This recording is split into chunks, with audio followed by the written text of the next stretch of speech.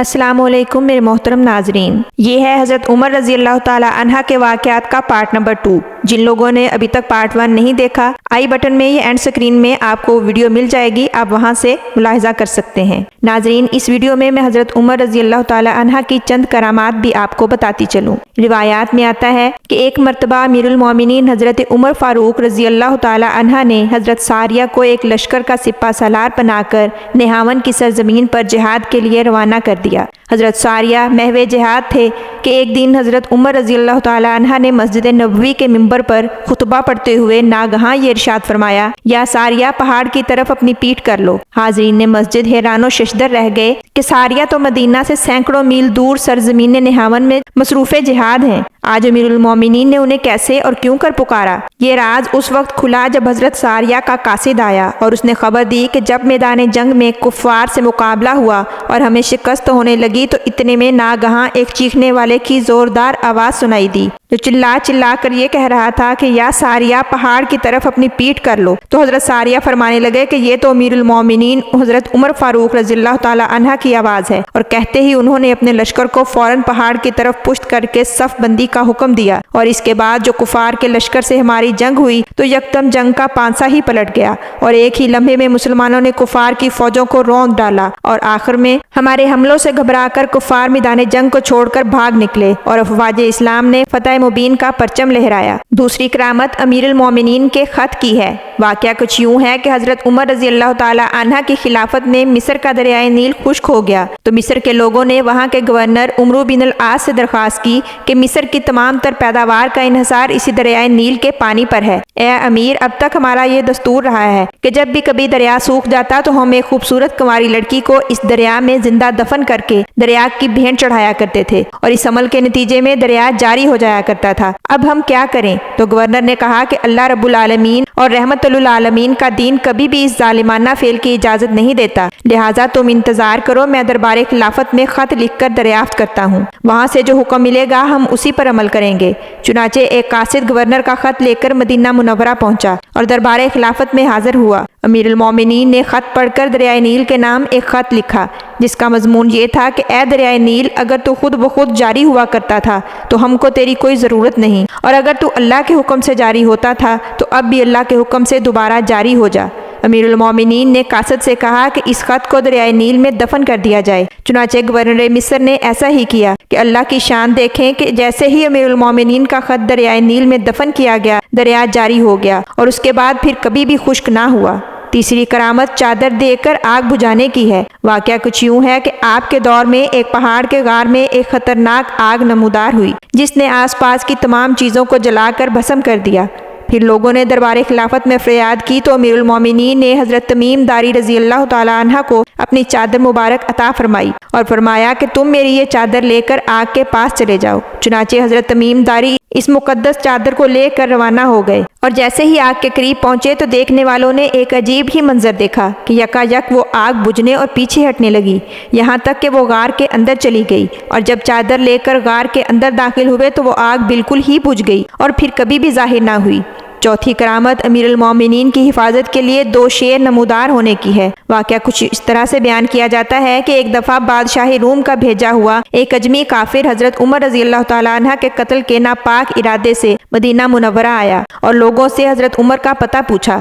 لوگوں نے بتایا کہ وہ دوپہر کے وقت شہر سے کچھ دور کھجوروں کے باغ میں کیلولہ فرماتے ہوئے تمہیں ملیں گے۔ یہ اجمی کافر آپ کو ڈھونڈتے ہوئے جب وہاں پہنچا تو دیکھا کہ آپ رضی اللہ تعالی عنہ اپنا چمڑے کا درہ اپنے سر کے نیچے رکھ کر زمین پر لیٹے گہری نیند میں سو رہے ہیں، تو وہ نیام سے تلوار نکال کر اس ارادے سے آگے بڑھا کہ ان کو قتل کر کے بھاگ جائے گا، مگر جیسے ہی وہ آگے بڑھا تو اچانک 2 خوفناک شیر منہ پھاڑے ہوئے اس پر حملہ کرنے کے لیے آگے لپکے۔ اس خوفناک منظر کی دہشت سے وہ چیخ پڑا اور اس کی اس آواز سے امیر المومنین بیدار ہو گئے تو دیکھا کہ اجمی کافر ننگی تلوار ہاتھ میں لیے تھر تھر کانپ رہا ہے۔ آپ رضی اللہ تعالی عنہ نے اس سے اس وحشت کا سبب دریافت فرمایا تو اس نے سارا واقعہ بیان کر دیا اور پھر با آواز بلند کلمہ اسلام پڑھتا ہوا دائرہ اسلام میں داخل ہو گیا۔ 5ویں کرامت قبر مبارک میں بدن تازہ اور سلامت ہونے کی ہے۔ واقعہ یوں بیان ہوا ہے کہ ولید بن عبد الملک اموی کے زمانے میں جب روضہ مبارک کی دیوار گر گئی اور بادشاہ کے حکم پر نئی دیوار تعمیر کرنے کی غرض سے بنیاد بنیاد کھو دی گئی تو اچانک بنیاد میں ایک پاؤں نظر آیا۔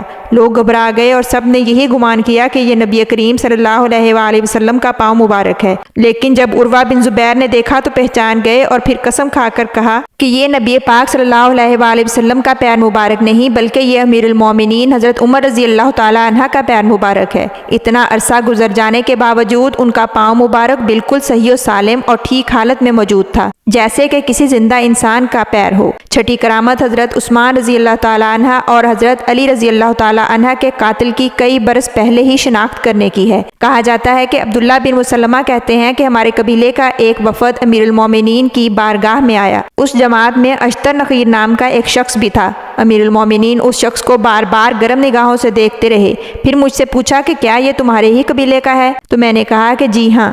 تو آپ رضی اللہ تعالیٰ عنہ فرمانے لگے کہ اللہ اس شخص کو غارت کرے، اس شخص کے شر سے اس امت کو محفوظ رکھے۔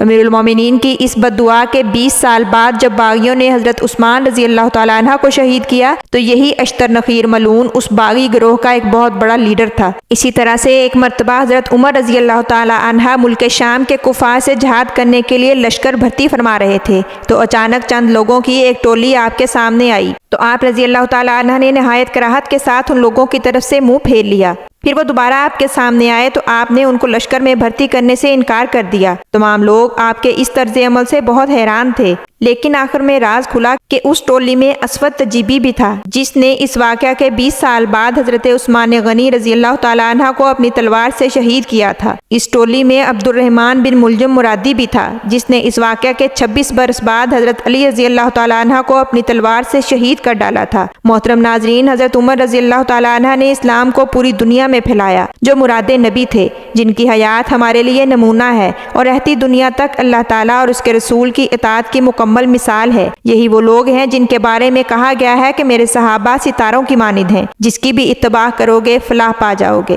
ہمیں انہی ستاروں کی حیات سے سبق سیکھتے ہوئے اپنی زندگی کو کامل بندگی میں ڈالنے کی کوشش کرنی چاہیے، یہی لوگ فلاح پانے والے ہیں۔ ناظرین، حضرت عمر رضی اللہ تعالیٰ عنہ نے غزوات نبوی میں بھی شرکت کی، جیسا کہ مدینہ میں سب سے پہلا معرکہ بدر کا پیش آیا، اور حضرت عمر رضی اللہ تعالیٰ عنہ اس معرکے میں رائے، تدبر، جاں بازی اور پامردی کے لحاظ سے ہر موقع پر رسول کریم کے دست و بازو رہے۔ عاص بن ہشام ابن مغیرہ جو کہ ان کا ماموں تھا، وہ آپ کے خنجر سے ہی واصل جہنم ہوا۔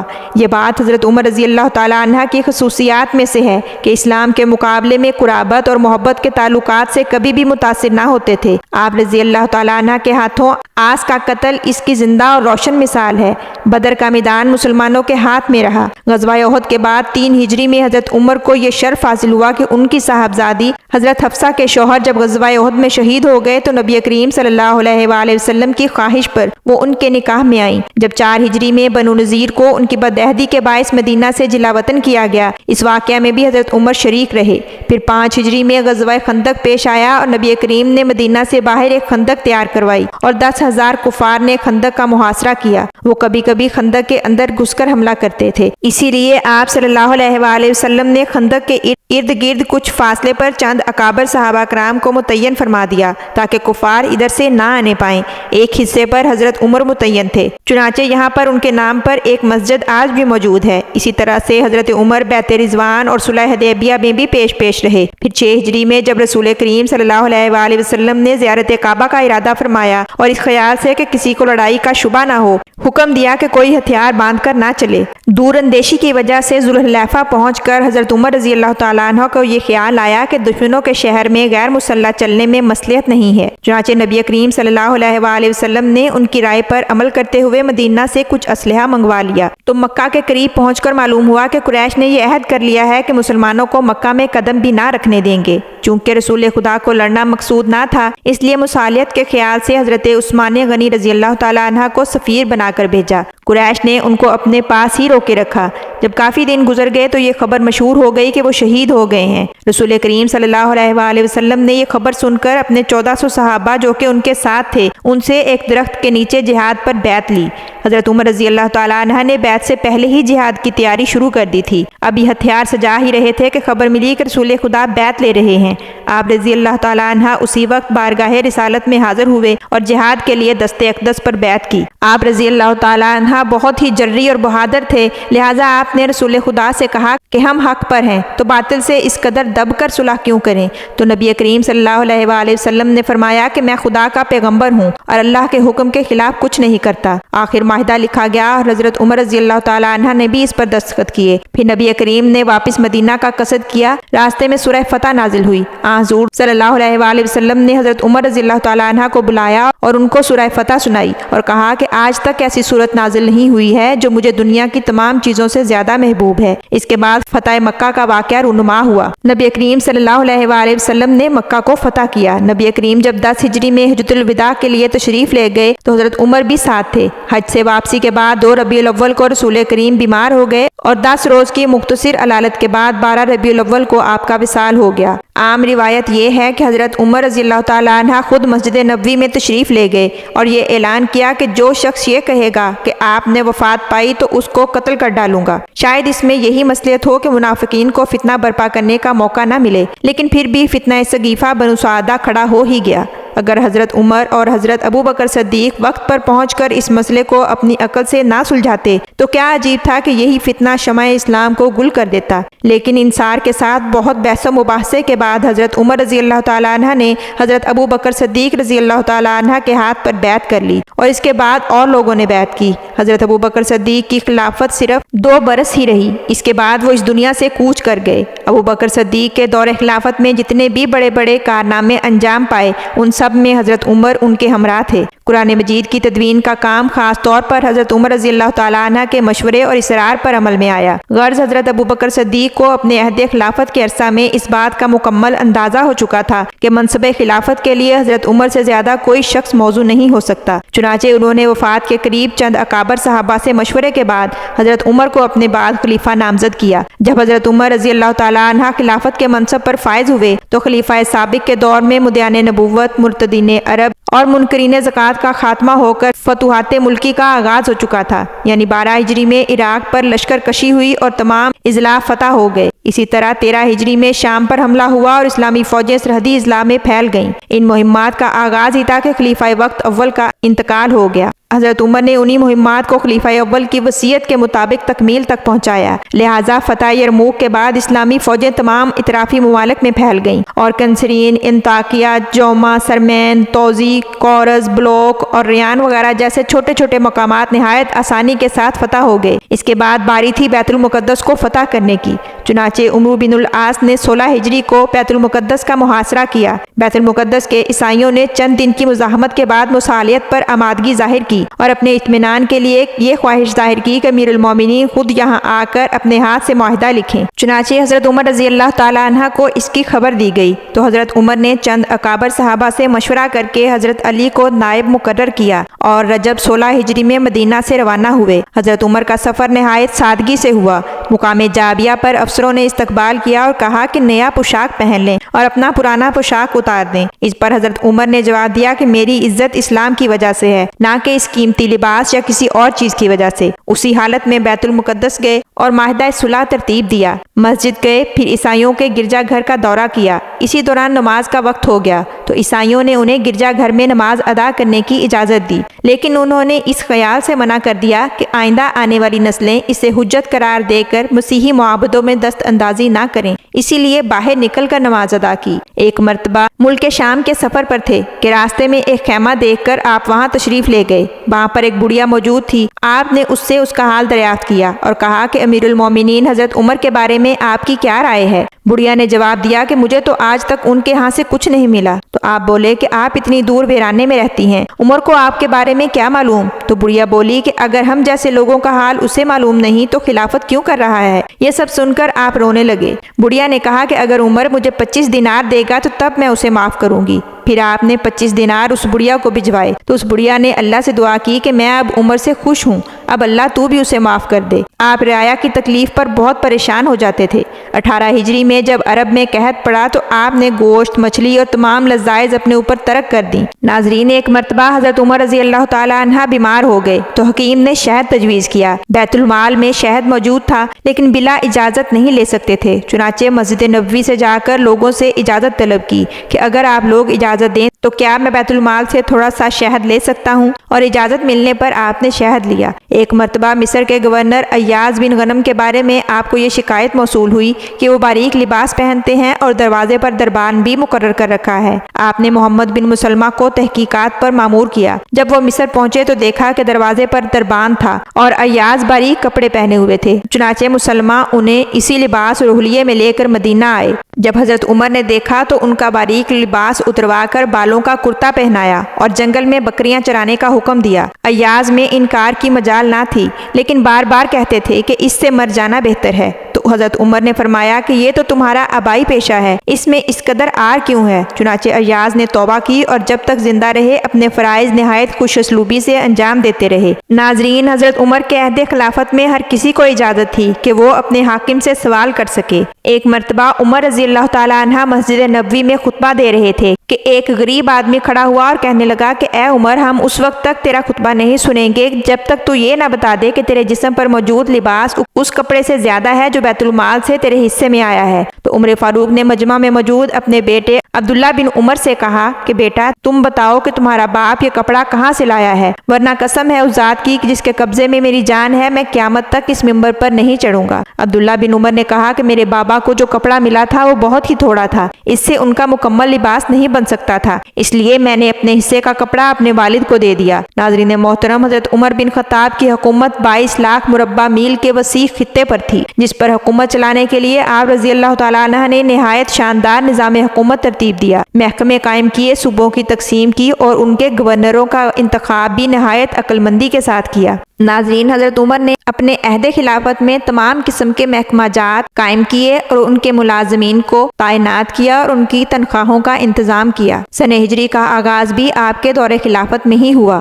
اس کے علاوہ آپ نے امام اور مؤذن کی تنخواہیں مقرر کیں، مساجد میں وعظ کا طریقہ جاری کیا، مساجد میں روشنی کا اہتمام کیا اور زکوٰۃ کا نظام قائم کیا۔ ناظرین، نبی کریم صلی اللہ علیہ وآلہ وسلم نے حضرت عمر رضی اللہ تعالیٰ عنہ کو عشرہ مبشرہ میں شامل کیا تھا اور ان کو دنیا میں ہی جنت کی بشارت دے دی تھی۔ ناظرین محترم، حضرت عمر رضی اللہ تعالیٰ عنہ کو ان کی خواہش کے مطابق اللہ پاک نے شہادت کی موت عطا فرمائی۔ 26 ذوالحج 23 ہجری تھی اور حضرت عمر رضی اللہ تعالیٰ عنہ اپنے معمول کے مطابق فجر کی نماز کی ادائیگی کے لیے مسجد نبوی میں تشریف لائے۔ مغیرہ بن شعبہ کے ایک پارسی فیروز نامی غلام نے، جس کی کنیت ابو لولو تھی، اس نے اپنے آقا کے خلاف بھاری محصول مقرر کرنے کی شکایت کی۔ شکایت بیجا تھی، اس لیے آپ نے توجہ نہ دی۔